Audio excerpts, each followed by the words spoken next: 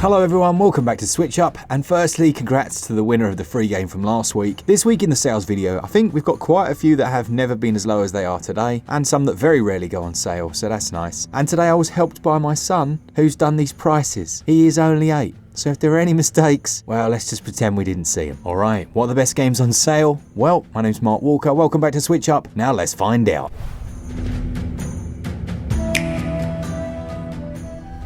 Let's start with a game from the sponsor of today's video and their upcoming release on the Switch, Dros. This is a dark fantasy adventure where you'll swap between a small gooey creature and her human bounty hunter Shell, exploring freely through 40 unique diorama-like levels. You'll play as the two vastly different characters, each with their own strengths and weaknesses, as you wiggle, jiggle and sneak around as the gooey little Dros, or bust down hefty doors to clear the way as the robust captain. Obstacles will await you and you'll need to use your smarts to solve the various puzzles and fend off a number of different creatures. Dros will sell for £22.49 or your regional equivalent, but it will have a huge day one discount, bringing it down to just £8.99 or €9.99, and this discount lasts for a good month all the way up until the 11th of August. There'll be links in the description and the top pinned comment if you are interested in picking this one up. And again, a thank you to the publishing team for sponsoring this episode.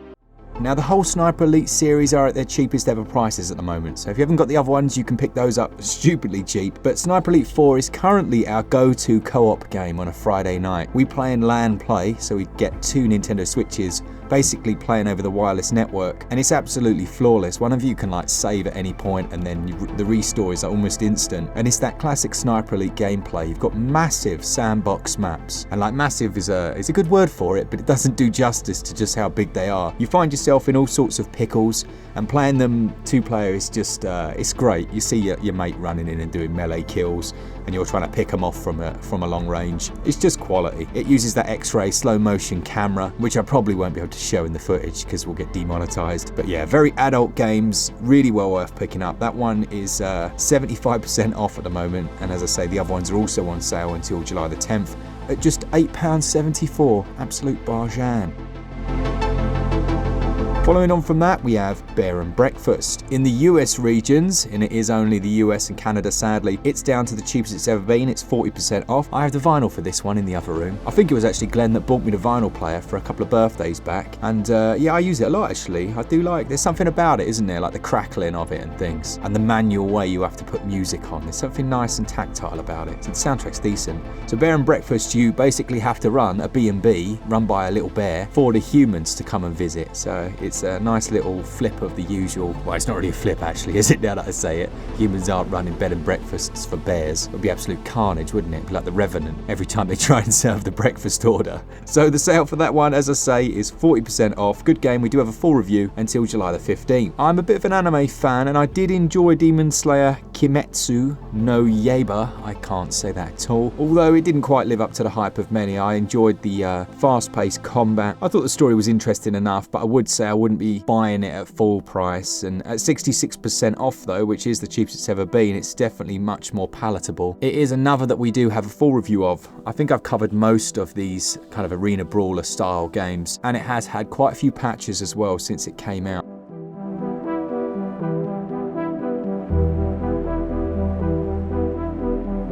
The Pathless was a really fun time. Now, I forget the game that this developer first made. It's going to come to me probably halfway through, but on this one, you're essentially sent to this island to defeat the gods, or to defeat the evil god. And they kind of took a bit of the inspiration from something like Breath of the Wild. You have to complete these shrine-like trials, and then it triangulates the beast, and then you have to go and hunt it, almost like Monster Hunter style. It's very cool. I did enjoy it, and I've just remembered who it was. It's the people that made Abzu, which was also a lovely game. This one's quite a bit longer than that, and obviously it has real-time action. You can glide around. Another that is down to its cheapest ever price at 60% off until July the 15th. Yes, please.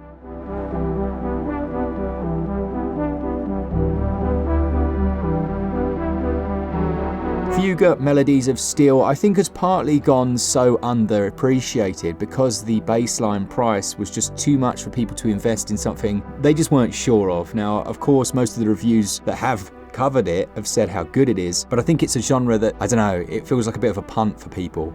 Now essentially you've got this mech slash robot slash tank that you ride around in with a group of these, they're basically young kids that are trying to flee from war. They're anthropomorphic kids, so they're different like animals. And how it works is you walk around during, like in between combat, you can actually move around the ship on the interior. You can build up the relationships, do tasks for people, and you can actually choose who mounts each different weapon on the tank. I know it sounds confusing, but it isn't. The different children have different weapons that they can use, and the synergies that you create will improve their ability to do damage, because then you basically have these little tactical battles that they're really enjoyable. Like, I was very surprised by how well both aspects of the game work together. It's quite an emotive little tale as well. There is a sequel to this one out now that's also excellent, and I think improved on this one in almost every way, but this one's still great. You should check out our full review, but I would strongly recommend this at half price. It very rarely goes down to this price. That sale goes on until July the 14th.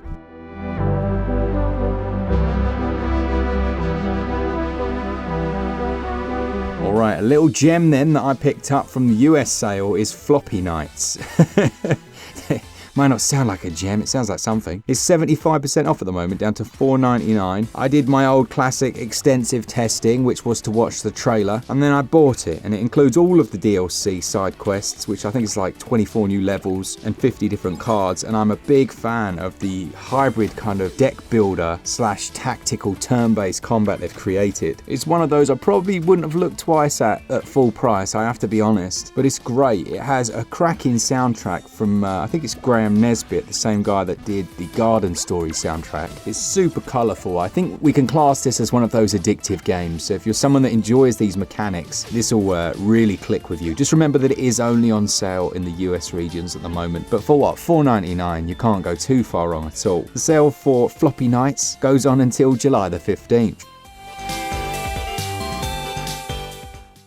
On the subject then of addictive games, Disc Room is incredible. It's 70% off at the moment, and it's one of Devolver Digital's much less known games, or much less well-known games. That makes more sense, doesn't it, in the English language? It's a very simple premise. You enter a room, and there are discs, and they're trying to kill you. With each room, the challenge gets more difficult, and you can choose which direction you exit from, and man, is it fun. It's just so much fun. It is single player only, but I mean, for a loading game, and if you're not, familiar with the channel, a loading game is one that you can kind of pick up, play for 10 minutes or an hour while you decide that long RPG or whatever else you're going to play. For one of those, this is absolutely perfect. If I remember correctly, it's like a collaboration between a few indie devs that weren't a team and they just kind of worked together on it. We saw something similar actually, didn't we, with Wild Frost? I like that. It's a nice idea, isn't it? They're like, I like what you do. Why don't we quickly make it, not quickly, but why don't we quickly make a game together? So at the moment, that one is $4.49, 70% off. That's the cheapest it's ever been until July the 15th.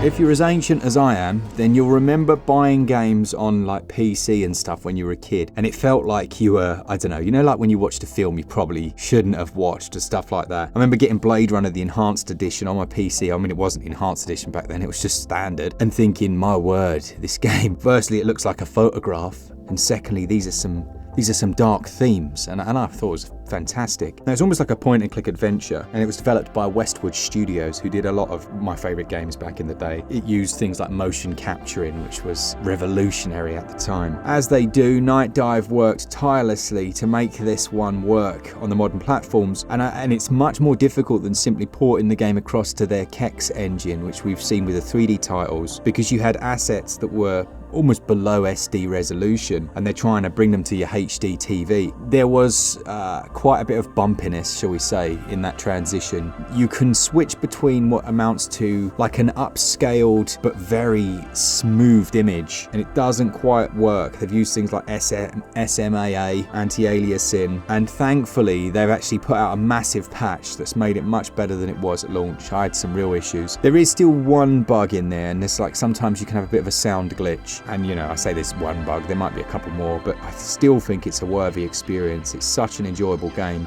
with some systems that go beyond what we've seen since. It's funny that, isn't it? You often see it. You play these older titles and you're like, hang on. In modern games, they would just do and then insert like the most simple way of doing it. In the old games, you genuinely often had to collect up different clues, and there were multiple branching ways the game could play out. So you might get attacked in one area through one playthrough, and then the next time something completely different will happen. Yeah, love this one. Absolutely love it. 50% off, $4.99 until July the 10th.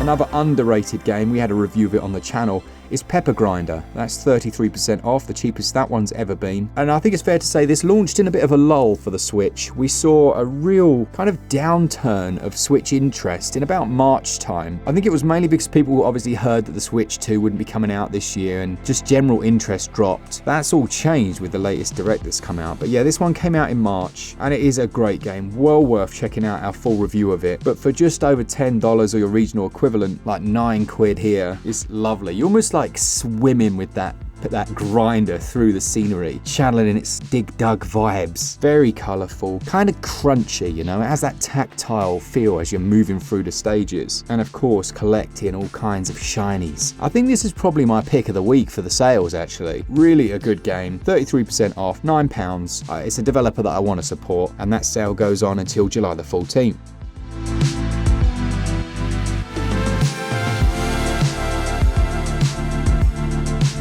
When I was a kid as well, I used to play a game called Morrowind. I'm not going to speak as if that's a hidden gem, because it's certainly not. But on the Switch, we've got a load of different RPGs that remind me in ways of those older games. And Outward Definitive Edition is one. Like, it is... I think it's great. It basically takes the old RPGs and turns it into a bit of a survival game. I say a bit because it's not over the top. There's things like you can put your tent down and sleep in it to, you know, recharge your health and stuff like that. But you can also put down a fire, and you will have to go through frozen areas. And if you don't use a torch or fire, you are going to freeze to death. But it has that kind of brutal quality that can only come from a game that, and this is going to sound a bit odd, you know, games like, they used to have like a bit of... It's almost like a lack of polish. Weird things would happen in them. But it was the weirdness and the kind of, you know, that a AAA studio just wouldn't have done it that way. And in a weird way, it actually makes it better. I'm trying to think of other good examples. But for example, with Outward Definitive Edition, you'll be walking through the landscape, and then all of a sudden, a couple of, I don't know, bandits will come out of, just run across, and you can die horribly there and then and lose everything. And it's like, oh man.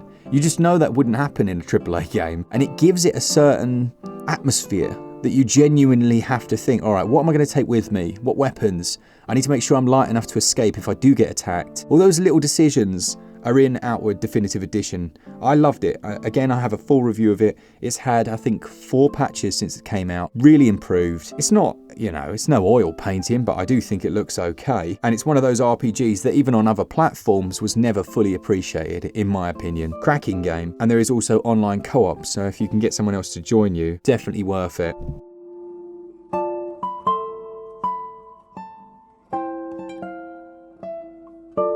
Alright, last one on sale then before we look at some Savaloys, some cheaper ones. And yeah, I said I'd mention it when it finally goes on Eshop sale, and Kingdom Come Deliverance, the Royal Edition, finally has a 30% discount. Yes, this is the cheapest it's ever been because it's the first time it's ever gone on sale. Well, I think it is. I'm not entirely sure. Anyway, it's definitely the cheapest it's ever been. This is a vast, almost simulation-style medieval RPG featuring a guy called Henry of Skallets, and it should not run on the Switch. There's just no way this should be working, but it does, and, well, I'm very happy with that, to be honest. There's the potential here for hundreds of hours of gameplay. I think I've completed it 3 times now, which is either really sad or a testament to how good the game is. It also does come with all the DLC, and it's one of those where you can do things your own way. You can go out of your way to complete loads of side quests, to make money, to buy things, or you can sneak into a town at night and borrow everything.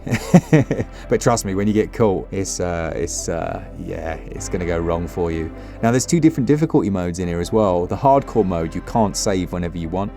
You have to use this like savior schnapps drink to save. And I think it's the same for the other one, but I think you can save whenever you want. Really good games, highly recommend them, and you can usually find the physical quite cheap as well. So then we're going to have a look at a couple of physicals actually before we go on to the Savaloys.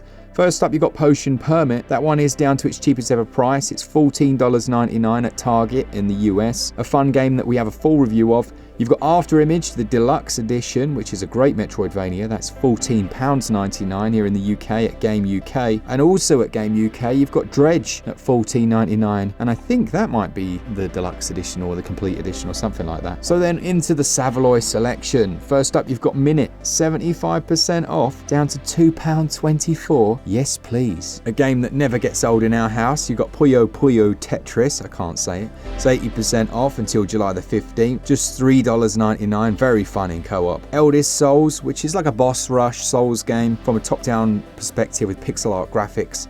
80% off. Full review on the channel again if you want to check that out. And finally, yes, I love talking about games like this. Broken Sword 5. 93% off. Holy smokes. That's just $1.99. Yeah, so good. I remember they released this in 2 parts back on mobile. And, oh, yeah, I love it. Great. 3D, classic storyline, doesn't break the rules of my favourite genre. Well worth it. So that's it for this week. Hopefully you've enjoyed it. I think I heard my son quit the prices halfway through making the video and now my daughter's taken over. Thank you, daughter. Let me know in the comments what you're picking up. Leave your comments so that I can choose one of you as our winner for next episode.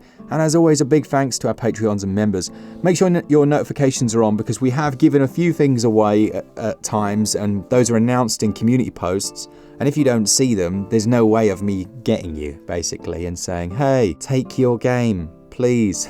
So yeah, it's a win for us as well, obviously, because the algorithm goes, oh, look at that engagement. Isn't it tasty? So that's it. Have a lovely evening. For all things Switch, all the time, keep it Switch up. Cheers, guys. See ya!